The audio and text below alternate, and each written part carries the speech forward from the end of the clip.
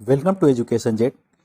Education Jet आप सभी भावी अध्यापक बंधुओं का स्वागत करता है। आपकी बेहद डिमांड तथा प्यार के कारण एजुकेशन जेट बाल विकास, पर्यावरण तथा गणित की कक्षाएं सुचारू रूप से चला रहा है। चैनल को लाइक और सब्सक्राइब करें ताकि जब भी मैं वीडियो अपलोड करूं आपके पास उसकी नोटिफिकेशन जाए और आप वीडियो को देख सकें। तो टाइम ना वेस्ट करते हुए हम लोग स्टार्ट करते हैं। पर्यावरण का दूसरा पार्ट है। तो इसमें क्या है हमारा भोजन श्रृंखला, जिसको हम लोग बोलते हैं खाद्य श्रृंखला या आहार श्रृंखला, जिसको इंग्लिश में बोलते हैं फूड चेन। तो इसमें क्या होता है बेसिकली एक पारिस्थितिकी तंत्र।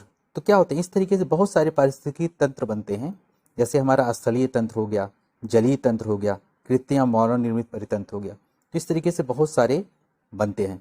तो एक पारिस्थितिकी तंत्र में श्रृंखलाबद्ध तरीके से जुड़े जीवों के द्वारा ऊर्जा का एक पथ पे, मतलब एक ही डायरेक्शन में होगा। अगर सपोज कर ले टिड्डा को अगर क्या मेढक खाता है तो मेढक को टिड्डा नहीं खाएगा, यानी एक पथ ही। तो इसी को हम बोलते हैं खाद्य श्रृंखला, यानी खाने का जो एक सीक्वेंस बनता है कि ये इसको खाएगा, ये इसको खाएगा, उसी को हम बोलते हैं खाद्य श्रृंखला। अब पारिस्थितिकी तंत्र के प्रकार क्या क्या होते हैं। एक होता है स्थलीय तंत्र, इसमें क्या क्या आ जाते हैं, वन आ जाता है, घास प्रदेश आ जाता है और मरुस्थल आता है। तो इन सब पारिस्थितिकी तंत्र में क्या होता है, खाद्य श्रृंखलाएं भी होती हैं। अब देखते हैं हम जलीय तंत्र, जिसमें क्या आएगा, तालाब, नदी, झील, समुद्र। और कृत्रिम व मानव निर्मित परितंत्र क्या होता है, जैसे कि खेत है, खेत भी क्या होता है, इसमें भी एक परितंत्र बनता है। ठीक है, अब देखते हैं किसी भी पारिस्थितिकी तंत्र में जीवधारियों का वह अनुक्रम जिसमें ऊर्जा का स्थानांतरण होता रहता है, उसी को हम क्या बोलते हैं, भोजन श्रृंखला।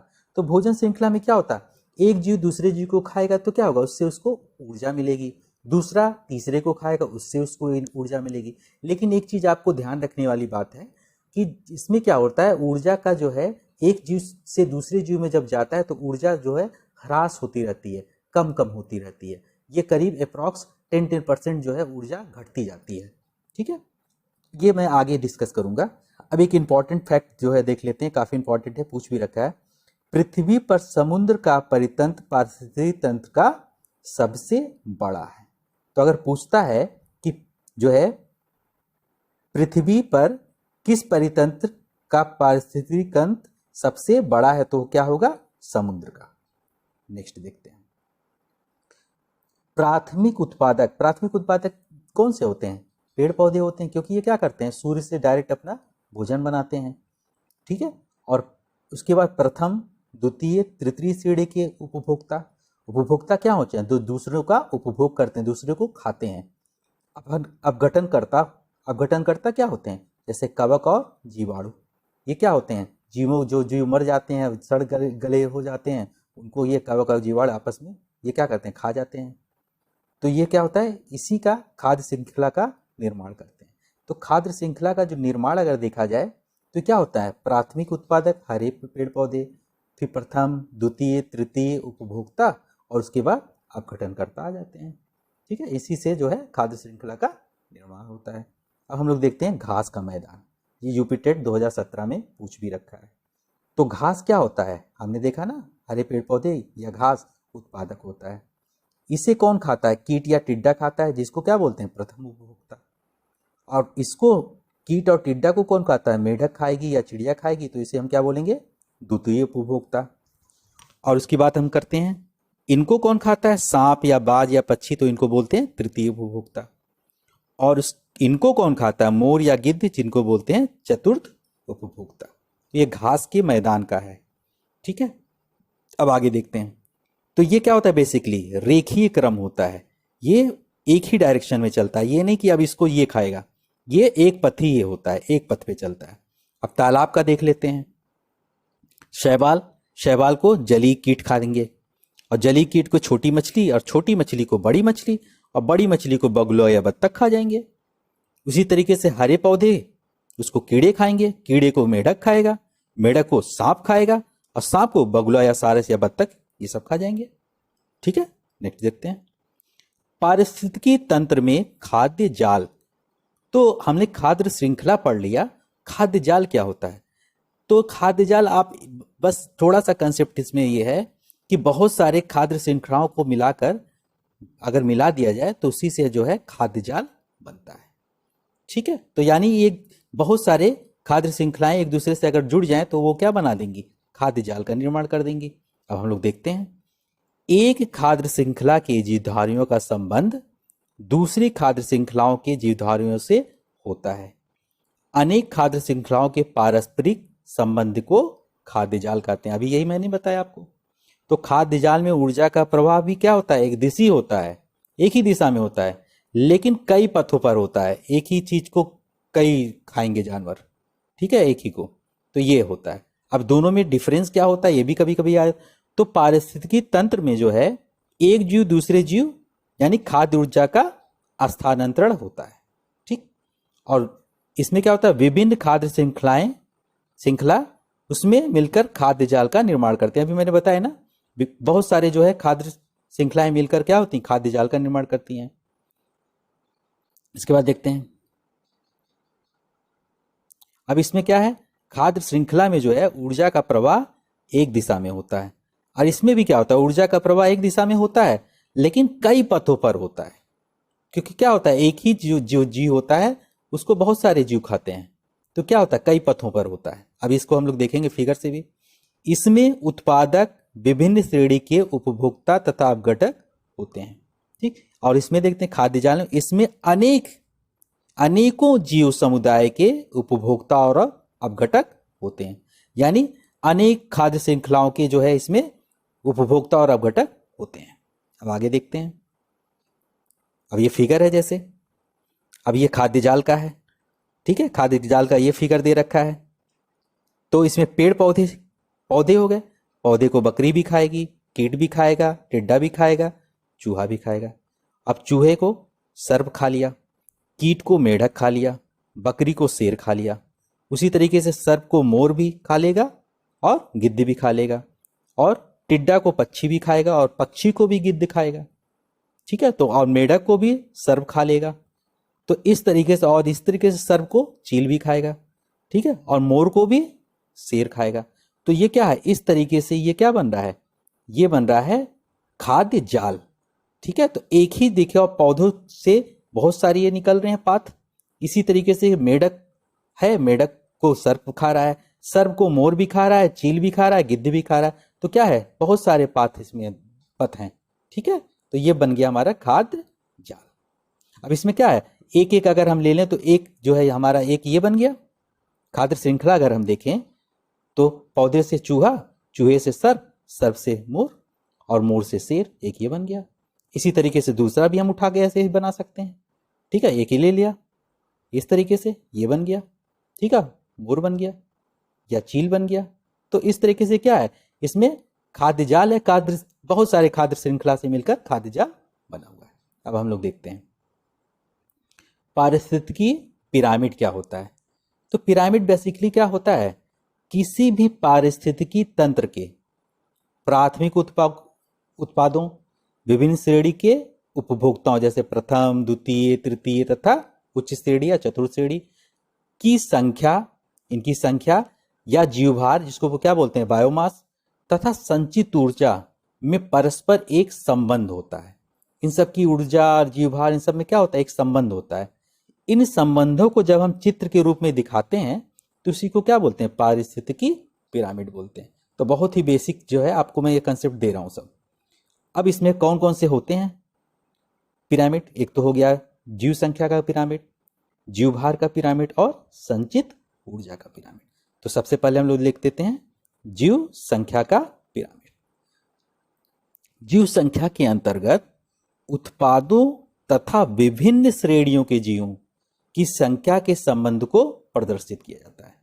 ठीक है, पिरामिड उल्टे तथा सीधे दोनों हो सकते हैं। तो इसमें क्या, उत्पादों के और विभिन्न श्रेणियों के जीवों की संख्या को प्रदर्शित किया जाता है। अभी हम लोग जब इसका पिरामिड देखेंगे तो और क्लियर हो जाएगा। ये देखिए, ये उल्टा भी हो सकता है, सीधा भी हो सकता है। अब ये हम देखते हैं, अब ये हमारा है एक वृक्ष या उल्टा संख्या पिरामिड। वृक्ष का जो होता है उल्टा संख्या पिरामिड होता है। उत्पादक हो गए, उत्पादक के बाद उपभोक्ता, उपभोक्ता के बाद अपघटक हो गए। तो इस तरीके से जो है ये रिप्रेजेंट किया जाता है। ठीक है, उसके बाद अब क्या है इसमें, तो ये क्या है बेसिकली, ये क्या है, इसमें संख्या जो है बढ़ रही है, बढ़ती हुई संख्या है। ठीक है, संख्या पिरामिड है तो ये संख्या इधर से बढ़ रही है, देखिए ये संख्या बढ़ रही है। अब इसी को हम उल्टा या सीधा हम देखते हैं, तो सीधा में क्या आ जाएगा, सर्वश्रेष्ठ उपभोक्ता आ जाएगा या उच्च परभक्षी, फिर उसके बाद क्या आएगा, द्वितीय उपभोक्ता, प्राथमिक उपभोक्ता, उसके बाद उत्पादक आ जाएगा। तो इसमें क्या है, इसमें संख्या ऊपर जाने पे घट रही है, संख्या घटती हुई है, इसमें संख्या बढ़ती हुई है और इसमें संख्या घटती हुई है। ठीक है, तो इस तरीके से बढ़ रही है और इसमें संख्या घट रही है। तो दोनों तरीके से ये पिरामिड जो है रिप्रेजेंट किया जाता है। ये बेसिकली किस चीज का है, ये है हमारा स्थल, तालाब या घास का। ठीक है, ये इस तरीके से है। नेक्स्ट देखते हैं, पारिस्थितिकी पिरामिड का विचार सर्वप्रथम किसने दिया था, चार्ल्स एल्टन ने 1927 में दिया था। ठीक है, अब जो मैंने पीछे बताया था इसी को लैंग्वेज में है, तालाब तथा घास स्थल का संख्या पिरामिड सीधा होता है, ये सीधा है होता है। ठीक है, उसके बाद क्या बोल रहा है इसमें, जबकि एक पेड़ की पारिस्थितिकी तंत्र का संख्या पिरामिड उल्टा होता है, ये जैसे उल्टा हो गया ये।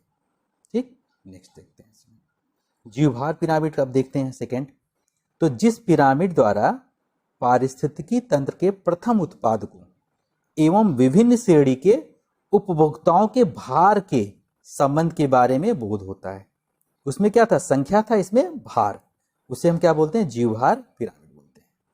तो ऐसे भी पिरामिड क्या होते हैं, ये भी सीधे और उल्टे, ये बहुत इंपॉर्टेंट है, ये चीज याद रखना है आप लोगों को, सीधे और उल्टे दोनों होते हैं, किसके सीधे केवल होते हैं। ठीक है, ये हम देखते हैं, तो जीवभार पिरामिड ये हमारा है। तो जीवभार पिरामिड में क्या है, ये हमारा इस तरीके से, तो ये सीधा हमारा है, सीधा क्या है, ये एक तरीके से हम देखें तो वन परितंत्र का है, ये वन परितंत्र।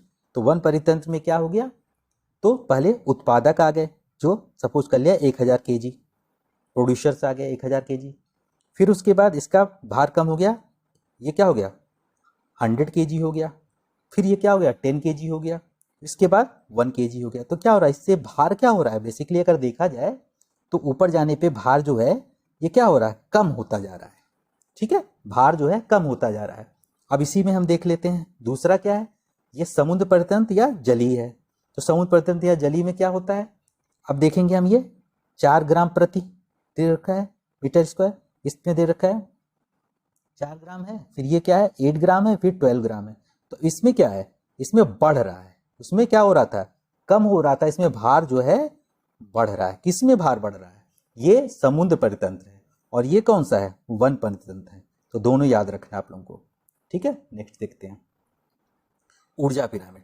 ऊर्जा पिरामिड क्या होता है, सदैव सीधा होता है, ये बहुत इंपॉर्टेंट है, ये चीजें सब आप लोगों को याद होनी चाहिए। तो सीधा होता है। ठीक है, अब इसमें क्या हो गया, उत्पादक, उत्पादक से क्या हो गया, अगर हमको उत्पादक से 100% मिल रहा है, ठीक है, तो इसमें क्या हो जाएगा, प्राथमिक उपभोक्ता जो होगा उसमें 10% मिलेगा। ठीक है, फिर इसमें 20%, ठीक है, फिर इसमें क्या हो जाएगा, कम होता जाएगा 0.10%, 0.10%, ये जो है इस तरीके से जो है कम होता जाता है। ठीक है, 0.2, मतलब इन द सेंस ये कहने का मतलब है कि इसमें जो है जैसे जैसे ये होता जाता है ऊर्जा का ह्रास होता रहता है, कितना परसेंट, अप्रॉक्स 10% होता रहता है। ठीक है, तो ये होता है। अब ऊर्जा श्रृंखला देखते हैं, तो एक खाद्य श्रृंखला में सर्वाधिक संख्या किसकी होती है, उत्पादकों की होती है। ठीक, तालाब परितंत्र का पिरामिड क्या होता है, सीधा होता है। ये सब क्वेश्चन पूछ रखे हैं, इसी के लिए मैंने इसको कलेक्ट कर लिया है।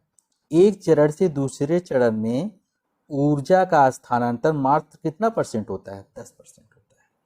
ठीक है, तो 10% ही इसका क्या होता है, ऊर्जा का वो होता है।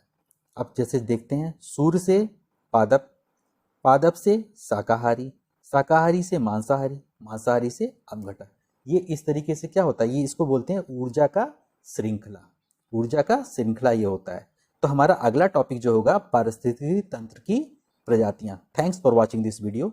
चैनल को लाइक और सब्सक्राइब करें ताकि मैं इसी तरीके से वीडियोस आप लोगों के लिए लेकर आता रहूँ।